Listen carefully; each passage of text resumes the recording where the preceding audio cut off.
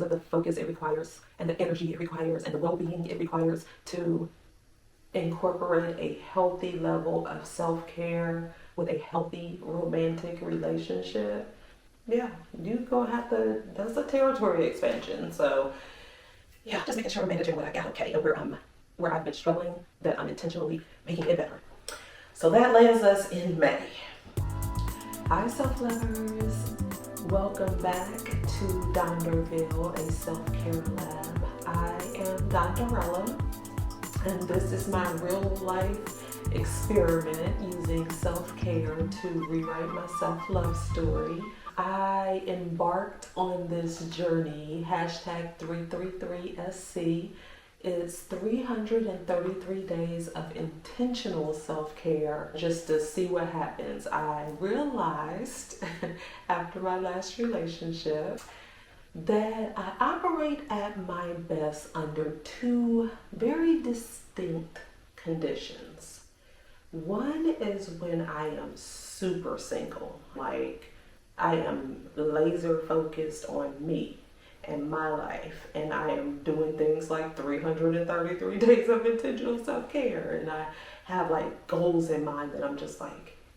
And then the other is when I'm with a man that I feel really feminine and soft and safe with and understood, and I can be myself and I'm being goofy, and ideally where the gap closes between reality and ideal, which is what I'm using self-care to do, is being able to merge the two and still be in my self-care bag intentionally and not be thrown off track by the fact that I am the type of lover who throws my all into my relationships. Yeah, I thought it'd be a great time for the month of May to do a little recap on 333 days of self-care and kind of what it's been teaching me so far, because I will say, now April was a doozy and a half, but I am already starting to feel like her again. I've seen glimpses of my best self throughout the years, even at times when things were a whole lot worse than they are now. Not that they were, terrible. I'm very blessed. But I'm starting to feel like her again, and I'm starting to get those butterflies in your stomach when you know something good is about to happen, or when, before when you were worried or had some loss, and then things kind of started to shape up again, and you started to get those little indications like, all right, you still one of God's favorites now. You all right. Don't be tripping. I've been starting to feel like that. So yeah, let's recap. So January, New Year's Eve, I'm big on. It's my second favorite holiday, very close second to only Memorial Day, because I was born on Memorial Day. So, and it's just a fun, kickoff to the summer and all that good stuff. So New Year's Eve, I'm super funny about bringing what hasn't been serving you into the new year. It was a mixed bag, because I've always wanted to go to a hotel party where you get dressed up as you want, and stay overnight so you don't have to worry about drinking and drive. I was still drinking at the time. I got to do that, but I also went with someone who I knew, the relationship, I had already ended it before and then was teeter-tottering, so went with him. But with 333SC, I started off strong. The thing was building foundations, and I built a strong one. I documented it every single day. I shared it on IG every single day. I mean, I was doing it. February, the thing was self-compassion.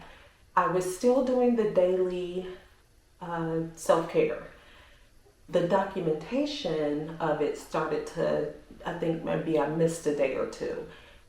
But according to the theme, it was all about letting go of the idea of perfectionism and feeling like everything has to be so. Even when you're building daily habits, there's going to be some imperfection. So that was right on time. February was kind of jam-packed. So this relationship that was very, very close to my ideal in so many ways, but yet still so just like WTF, he ended up proposing marriage. And the fact that he thought that was a good idea with the state of the relationship at that time made me concerned. So that ended. And then February 15th, I won a mini photo shoot with John Stevens. His business is JAS Photo. I won a mini photo session with him, but because we have a good time and good conversation, he's such a fun, great guy, I got way more, even outside of the photo shoot itself, way more than I bargained for. Along with my sister, Jasmine of King and Lola. She's a creative director and project manager in fashion and home and building and construction. So they helped me develop like a rebranding of not just my brand, Donderella, and self-care coaching, and the idea of being a micro influencer in self-care by living by example, by showing like you do it too, do it your way, it works. I'm not trying to gain anything besides making the world a better place with more people who take self-care seriously and then realize how much it ties into how we care for and with and love other people. So that's all my soapbox stuff. But anyways, that photo shoot would end up, I won it in February, and then in March, things were slowly starting to crumble in hindsight. But hey, I'm all for a good crumbling if what is rebuilt is, better than what was there before. So we didn't really work on the photo shoot. We kind of talked about, we had our initial meeting, I think in March, to kind of, go over some things. The theme was releasing stress, and I kind of feel like, 3 months has always been a kind of limit for me with a lot of things. Whenever I am forming a new habit or embracing a new lifestyle, whether it's abstinence, whether it's drinking, whether it's whatever it is, 3 months has kind of been a point where it starts to feel difficult. So in March, that's when the actual self-care itself, the habit forming, the daily 20 minutes of yoga and at least 11 minutes of meditation or some form of movement and mindfulness, it started to kind of, I don't know if I skipped any days, maybe one. And then I kind of thought of something else that was like, well, I'm not sure I was intentional about it, but it still counted as self-care. The foundation was tested in March, I'll say that. And then we have April showers. April's theme was rebirth and renewal, and on April 2nd, as a late April Fool's Day joke from the universe. So I have an EV. I had an EV. And I've been having troubles with said EV. It was a whole thing with that car. And April 2nd, I was released from the yoke of that burden, except for a little bit of financial yokage that remains that I'm almost out of, that I'm getting out of now.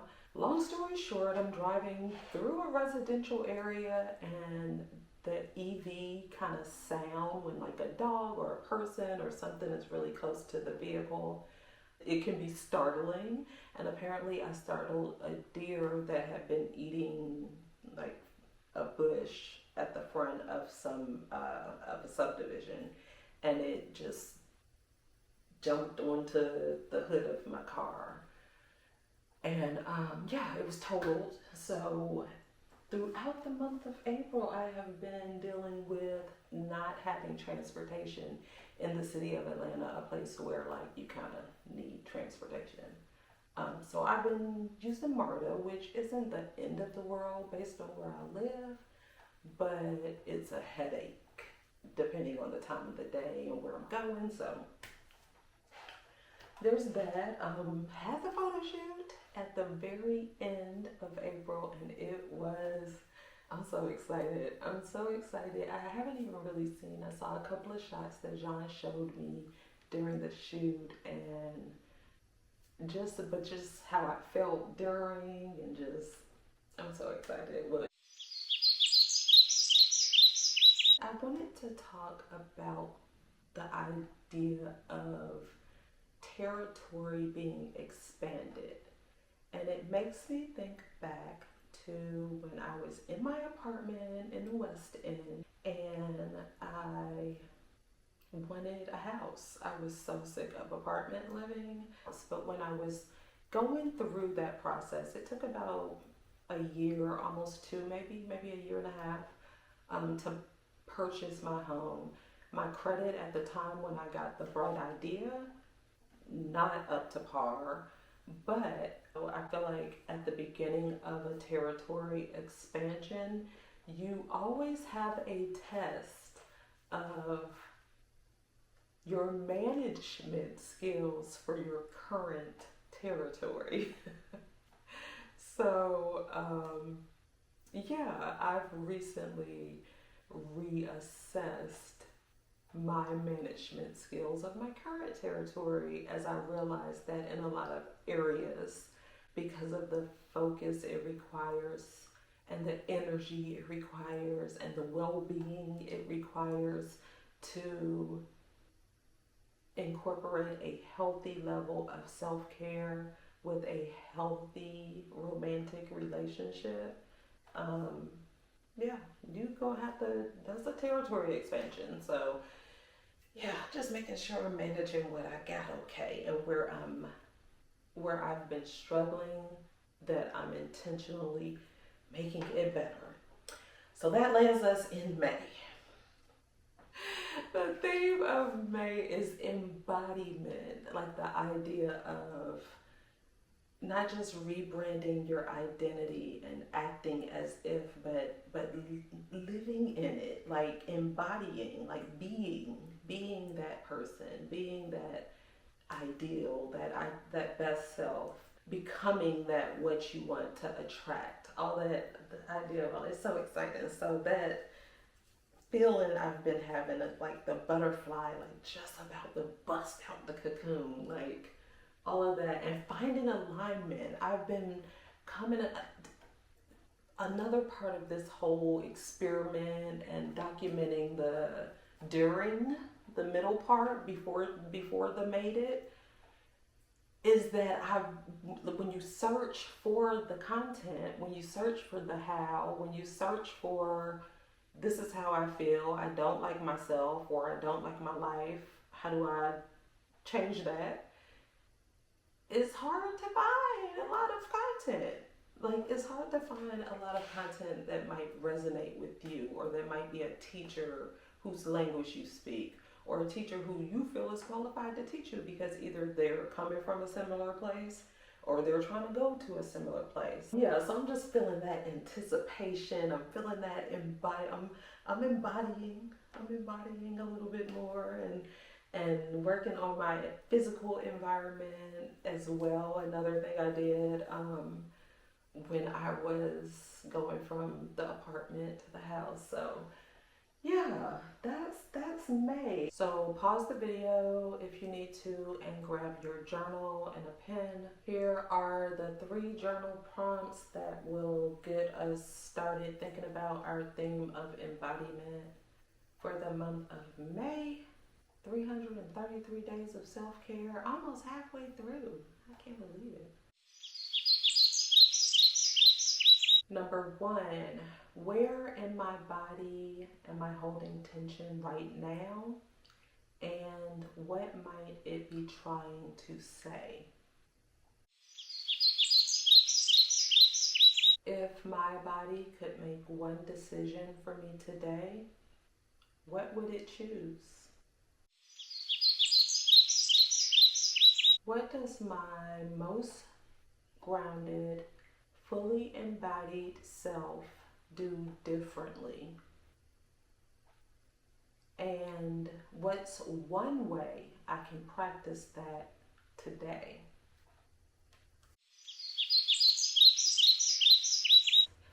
that's May. So yeah, it's a lot happening. I'm excited though. I'm already feeling better. All is well and everything is under control. Everything is always working out for me and for you too. And I'll see y'all in June or on IG. Take good self care. It's like winning the lottery in the first place. So, but hey, I always consider myself a little lucky, little lucky. So I think it's JAS and not Jazz. If it's Jazz, I'm gonna ask them the next time we talk. You know how you've known somebody for so long that you feel silly asking them a question that's like a just meeting somebody question. So I'm gonna find out. But I think it's JAS because I think it's his initials. But